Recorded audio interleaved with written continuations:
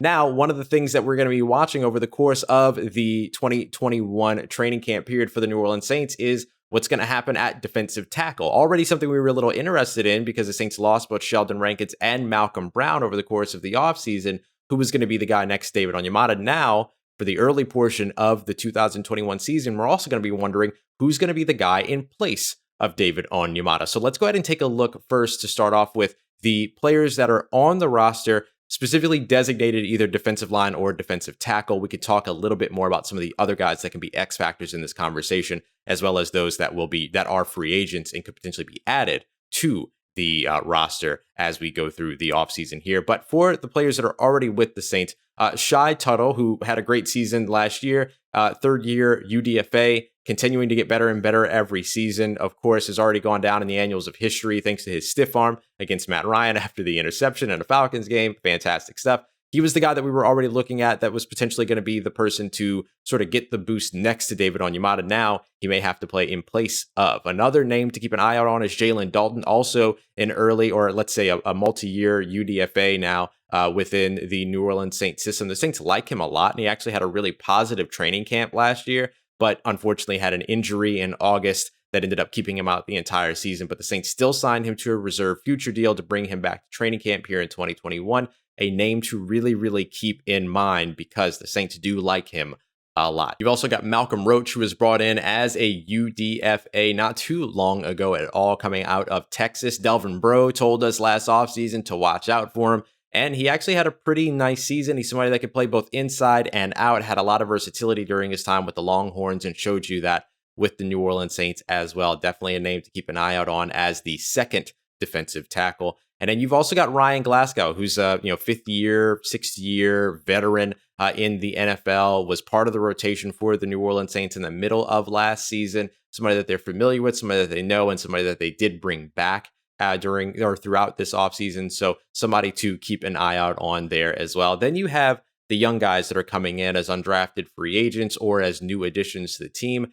Albert Huggins, of course, being a big part of that. You've also got Lorenzo Neal Jr., who came in as a UDFA coming from Purdue, his father being a former New Orleans Saint, and then Josiah Bronson also coming in as an undrafted free agent this year as well. Now, UDFAs in the interior defensive line have had good luck in the past when it came to the New Orleans Saints. They've kept guys like Taylor Stallworth, Shai Tuttle, Malcolm Roach all years in a row. Now maybe one of these other undrafted free agents, Lorenzo Neal or Josiah Bronson, could end up being that guy in 2021. Now, the Saints aren't limited to just the guys that are listed as defensive tackle or defensive line on their roster. They've also got some really versatile, let's say, edge rushers that can also play on the inside, including, of course, Cam Jordan, who only played 78% of snaps last season. If he wants to stay on the field a little bit more, or if the Saints intend to use him on the field a little bit more, you could potentially see him moving to the inside every now and then and utilize with a sort of the NASCAR package in that way, as the Saints like to do. And this year, that would include guys like Marcus Davenport, as well as, of course, first round selection out of Houston, Payton Turner, both of which also have the ability to kick inside, along with offseason addition Tanoh Kpassagnon, who came from the Kansas City Chiefs, who used him a bunch on the inside. So all of those players have the ability to play inside at 3-tech, and then you have a lot of names on the interior defensive line part of the roster already that can play nose tackle, 1-tech, guys like Shai Tuttle, Malcolm Roach, Ryan Glasgow, the guys that we kind of just named, Jalen Dalton, definitely one of those as well. But they have a lot of options here. It's just that there's going to be a lot of inexperience at the position. Even if you end up using somebody that you feel is experienced on the edge, on the inside, they're still mostly inexperienced as full-time inside players. So the Saints could stand to add a veteran to this roster, if nothing else but to help be the glue for the unit. In actuality, outside of being the starter for the Saints, David Onyemata was kind of the veteran glue for that unit. All told, now you have the opportunity to go out there and maybe look for some of the guys that are available in free agency, which could be something that the Saints might have been interested in doing before. I know that I often pointed to the defensive tackle spot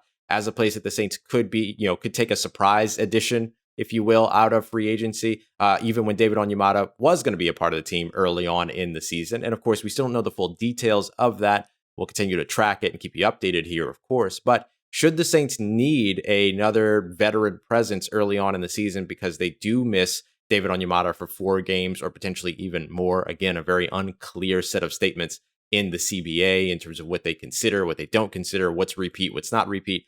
But some of the names that are available, Geno Atkins, who there were rumors that he was going to be cleared by July 1st by the Cowboys team doctor who did his procedure. But to my knowledge, he hasn't been cleared yet. Y'all correct me if I'm wrong, but I haven't seen anything. And I looked before this episode, couldn't find anything about him being cleared. But if he is at any point, he should be number one on the New Orleans Saints list. Again, you're not looking for somebody to go out there and be a full-time starter. You're looking for a Band-Aid for the beginning of the season, and Geno Atkins can absolutely be that for you. If you want somebody that maybe has a little bit more longevity over the course of the season and that you don't have to worry about as much in terms of injury, you could look at Kawann Short. Kawann Short has dealt with injuries in the past, but was also very limited by the Panthers and the way that they rotated their defensive line and everything. It would just be a much better situation for him in New Orleans, if we're being honest. And there's another player out there in Jurrell Casey who started off as an edge rusher and then kind of converted into an interior defender who has a lot of experience, played with the Titans, played with the Broncos. He's got a ton of experience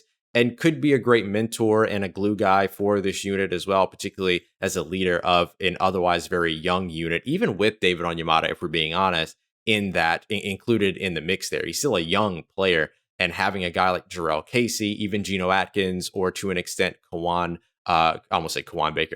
Short would definitely be helpful there. One other veteran to keep an eye out on is Damon Snacks Harrison. He was added to the Green Bay Packers last year, spent some time on practice squads and things like that. Just had a bit of a tumultuous 2020 and is certainly looking for an opportunity to rebound here in 2021. He updated earlier on in April saying that he had conversations with teams, but nothing was yet to materialize. Maybe this could be the thing that gets him an opportunity with an NFL team. So missing David Onyemata for any portion of the 2021 season is certainly a big hit to the New Orleans Saints defense. It's already marred with a lot of question marks all over the place, as we expressed at the beginning of this segment, but it is a talented, albeit young unit that they have in New Orleans. They have players that they really like. They have players that can suffice and that can sort of supplement by switching from outside to inside and rotating and moving around. Remember that the Saints defensive line is based on rotation. So we're not talking about guys that are going to go out there and have 50, 60 snaps from the inside. We're talking about guys that are going to go out there and be able to execute the scheme on a play-by-play basis. That's what you're looking for.